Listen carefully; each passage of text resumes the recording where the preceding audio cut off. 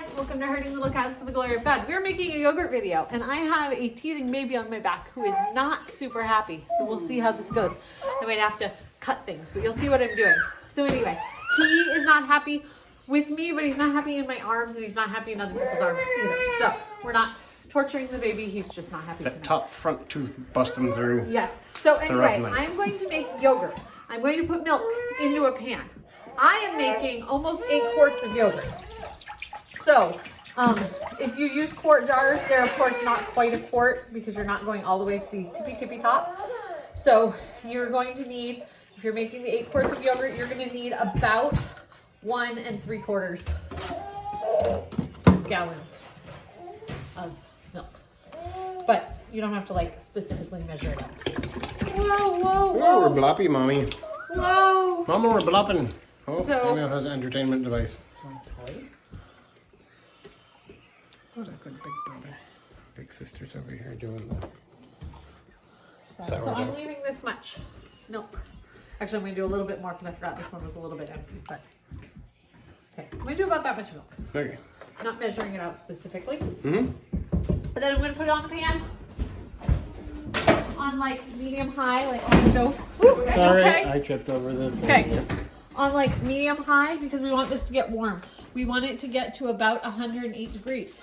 If you are using, you will see this done by different people different ways. Some people only get it to 108 degrees because they're using raw milk and they don't want to take away all the good milk qualities of raw milk. I'm not using raw milk, so I don't want to debate that. I'm just saying that's why some people do it, that they only get it to a small temperature. Some people, no matter whether they're using raw milk or pasteurized, get it up to like 180 degrees and then bring it back down to the 108. I only take it to the about 108 and then I put it in my jars. So that's how I'm doing it. Again, if you look at different recipes, Oops. different people do it different. Dropsy, baby. So this is my way of doing it and I've almost always had it work. If you try to make yogurt and it does not you may use that yogurt in any place that you would use milk in a baking. So like muffins, pancakes, any of those things. Daddy, you need to come here because she needs something. Oh, I don't know what she needs. We have multiple things I didn't going want to step on in the kitchen squeaky tonight. spot. Oh yeah, there's a squeaky spot. Somewhere. Not too bad. So all you need to make yogurt is milk and yogurt. I told this on my other video, but this is Greek yogurt from Walmart. It does not say, it's just like the Greek yogurt small container. This says cultured, pasteurized skim milk is what the container says. It nowhere on it says like live cultures or anything. That's what I was told you needed to make yogurt. I bought this accidentally one time, not knowing it didn't say live cultures, and it still worked. This amount works for me for all 8 jars. You need, for every jar, you need a good spoonful. Because you add this to your warm milk and the good cultures in this grow in the good milk here. It's kind of like yeast in bread. It saturates the whole thing.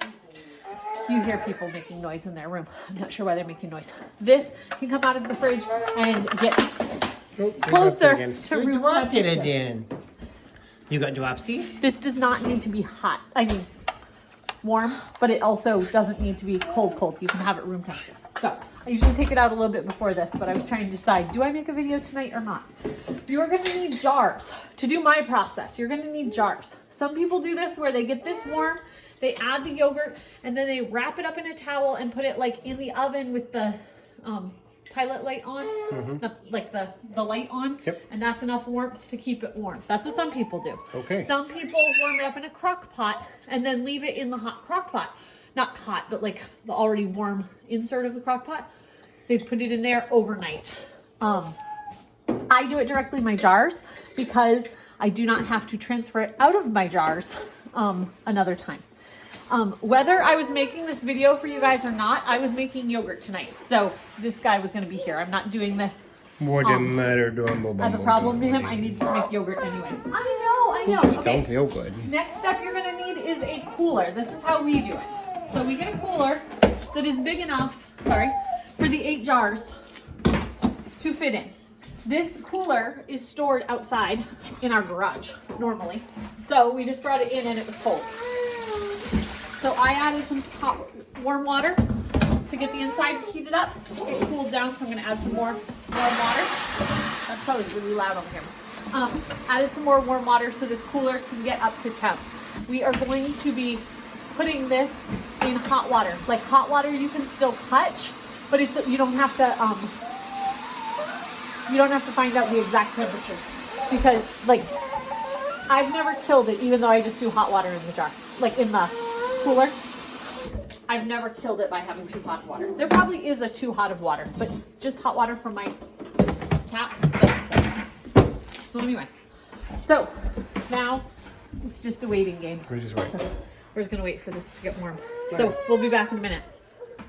Okay, so baby went to big sister. He was on my back. Then I held him for a while in my arms, and then he went to his sister. So I am getting to the point. This is just now at 100. I have a candy thermometer, and you want it to get, I don't know if you can see on here, but there's a blue line in there. If I turn it, there we go. Okay, so I want it to get to about 108 degrees. So right under this line here. It's at 100, it goes really fast at this point. So I'm gonna keep watching it. If you get your milk too warm, just let it cool back down to 108. And then if it gets too cool, warm it back up. Until you've added the yogurt, you're not gonna mess this part up. So if it takes you all day to get it to that, you want it between like 105 and 108, just in that general temperature. Some people say that they can do it without a thermometer. It's the temperature. It's the temperature that you would stick your finger in like a baby bottle, like that temperature on your wrist.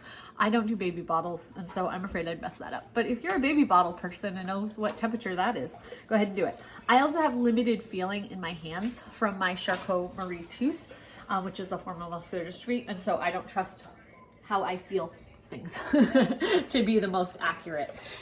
I'm actually at like 104 right now, so I'm going to turn this off and let it just be on the warm burner. So all we're trying to do is get it to that 108 magic number. You don't want it too hot because it will curdle your yogurt.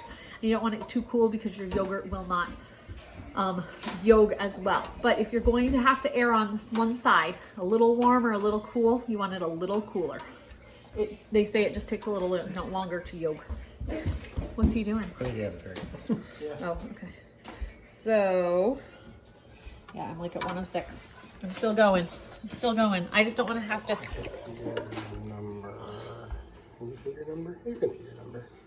There you go, right there. So. Anyhow, 108. You want it around 108. I tend to do this process in the evening once I put the kids to bed, because you need to let it yog for about 8 hours or overnight. And so I do it shortly before we go to bed, and then I take them out of the cooler first thing in the morning. When you take them out of the cooler in the morning, you can use them right away, but they're going to be warm. So if you don't like warm yogurt, I am not a huge fan of yogurt. I've been eating it because I know how good it is for you, but I am not a huge fan of warm yogurt. So you can take it out and use it right then if you want to. But also the longer it goes, the more tangy it is. Yeah, it's more tangy. The more the culture works, you know. So I tend to do it. We get it into the cooler around 7:30, and then at 6:30 when we get up, I take it out. Okay. So that's what I tend to do. So now I'm going to so I got it up to the right temperature. And you can actually move it off the burner, but I'm not worried about the burner getting too warm right now.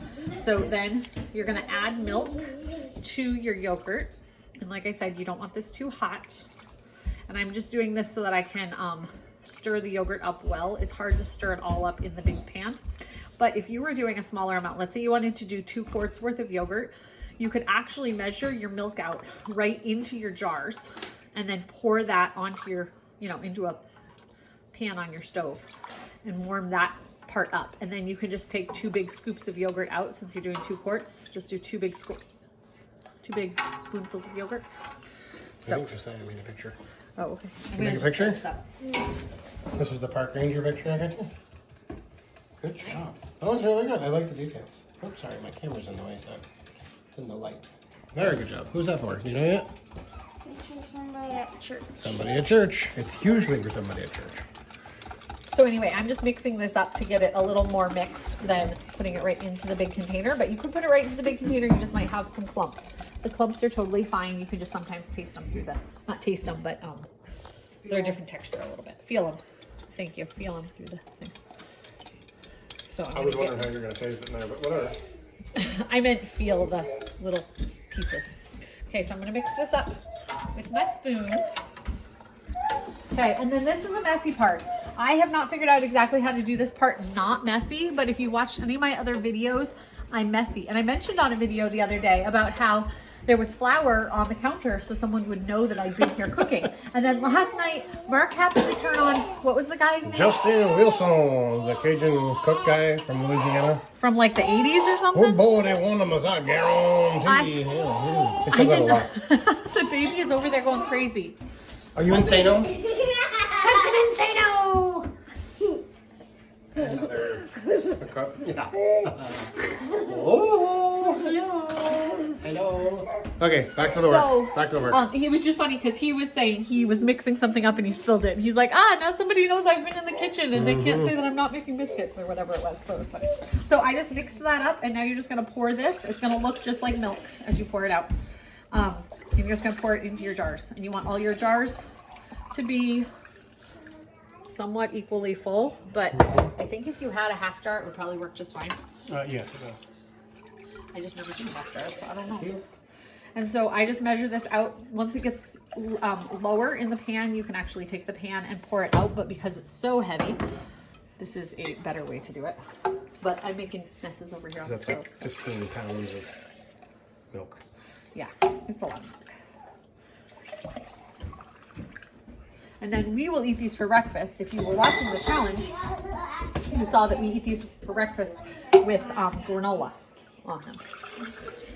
And so it's a good, easy breakfast because you can make granola up ahead of time and then you just have the yogurt in the fridge. So if you need a quick breakfast for morning, that's the way to do it. And for anybody who watches this channel and thinks that like I have it all together in the kitchen, I'm gonna burst your bubble right now. I went to make chocolate chip muffins this morning and I read the recipe wrong and I more than quadrupled the batch, which we needed 2 batches. So I only made 2 breakfasts, but yeah, I quadrupled the batch because I wasn't paying attention. So we're all still learning and growing and hopefully doing better each time. So I'm gonna finish this jar and then I'll pour it from the big container. So there we go. Move stuff around. And like it looks like I don't like making dishes. Looks like I'm making a lot of dishes, but you have to remember I now have like, this is like 5 breakfasts for our family or something like that.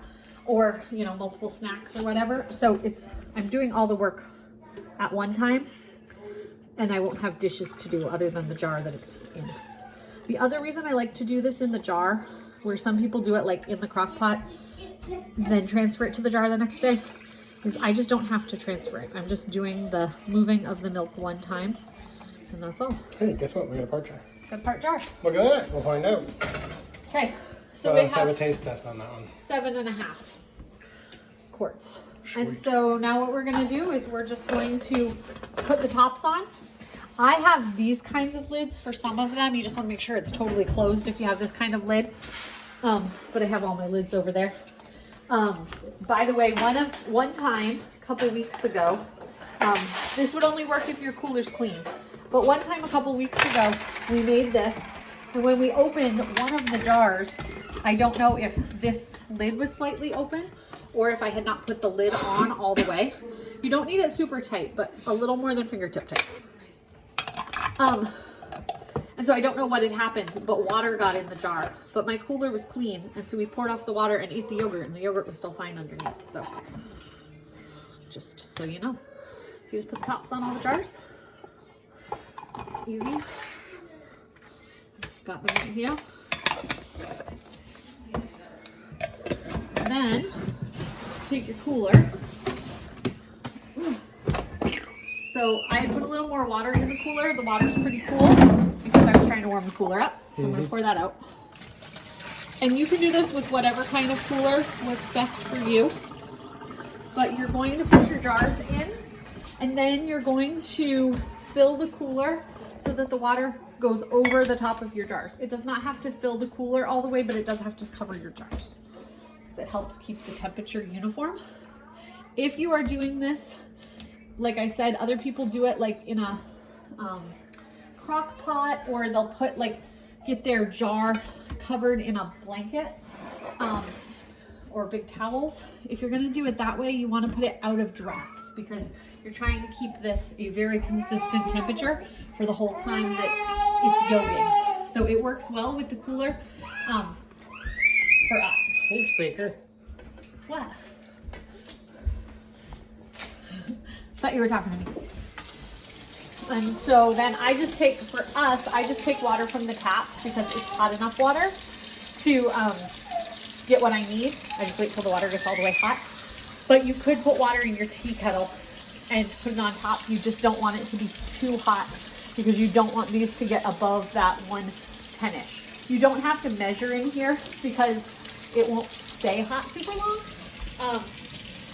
So I've never been able to get it too hot that it caused a problem, but you wouldn't want to put straight boiling water in. I have before, though, if your water here is not super hot, I have filled it with lukewarm water and then poured boiling water on top. You just wouldn't want to do all boiling water, if that makes sense. And so now I'm just going to fill it till it's over the top of the jars and put the top on. That seriously is all that you do. It's 7:23 p.m. Yeah. So, it's really easy. It's a really easy process. It seems like a lot of steps. It seems like it's hard work until you've done it. And then you're like, oh, that wasn't really that bad. And so this evening, up until now, when we're trying to do the video, the little kids have been gone to their rooms to do their puzzles and stuff. And the big kids have been standing out here chatting with us while we've been waiting for that milk to get hot. So I haven't missed out on any family time. It's kind of like making bread. Making homemade bread does not take a lot of hands-on work. You just have to actually be available to knead it when it needs to be kneaded and things like that. So the process seems daunting because a lot of people don't do it. Gonna need a weight for that one. Oh, because it's half full. It's heavy. Okay. We'll put something on top of that one. Yep, I'll think about that. But anyway, it should stay under enough actually because that which is denser than the water is keeping that portion down anyway. Right. So anyway, I'm going to put a top on here. See, it's covering, besides that one, it's covering all the jars. I'm actually going to do just a little more because it's barely over those jars. A little bit more. But again, this isn't a science. So like I was saying, with bread, once you've done it a couple times, you realize, oh, that wasn't really that much work. It just seems daunting because of the amount of time that I need to be home for it. But if you're going to be home anyway, tonight, I was going to be home. I wasn't going out. I wasn't going out for a party or anything. I was home putting the kids to bed. So all I was doing was warming up some milk. While that was warming up, we were standing here having discussions about AI and current events and all kinds of stuff. So, yeah.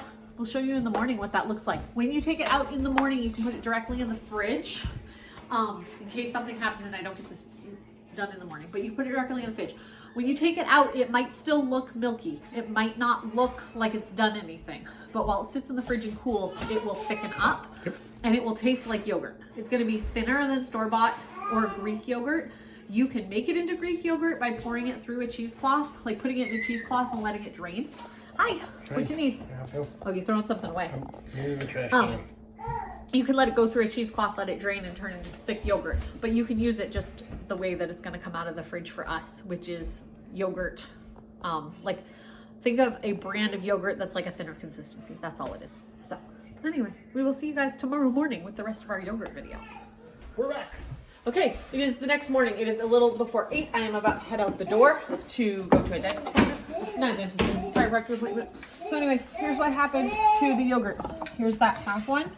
You can see it's thicker than milk, but it's still pretty liquidy.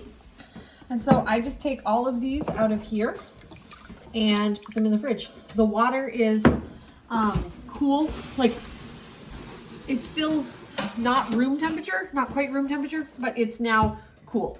That is totally fine. The yogurts are not going to go bad Yogurt is actually, the reason yogurt is made is because it actually preserves the milk better. So yogurt being this temperature, some people are grossed out by that, but that actually is what yolks it, and it's what preserves the milk for longer. Because now your milk that was going to go bad in, let's say, a week is going to last 2 or longer in your fridge, all yogurt up. So I'm just going to put these in the fridge. That's the end of our yogurt recipe. I'm going to go get my shoes on so we can go to the dentist or chiropractor, wherever we're headed right now. We'll see you guys next time on Herding Little Cows to the Glory of God.